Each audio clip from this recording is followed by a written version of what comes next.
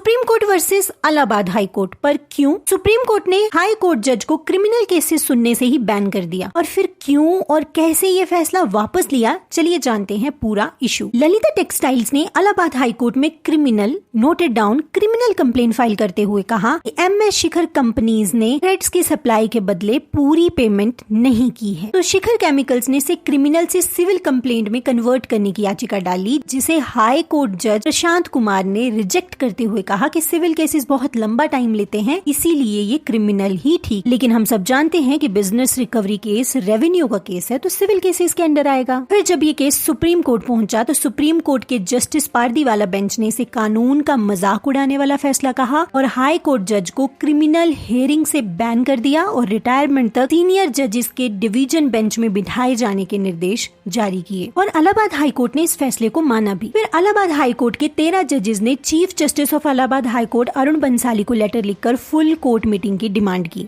Issue media में आया। Wide spread criticism के बाद chief justice of India BR Gavai की रिक्वेस्ट पर जस्टिस पारदीवाला ने केस को रिकंसिडर करते हुए कहा कि सुप्रीम कोर्ट का इंटेंट हाई कोर्ट की एडमिनिस्ट्रेटिव पावर में इंटरफेयर करने का नहीं था, न ही जस्टिस कुमार को एम्बैरेस करने का था। इस कानून की डिग्निटी को बनाए रखना था। साथ ही बेंच ने अपने ऑर्डर्स वापस लिए और केस को वापस हाई कोर्ट भेज दी।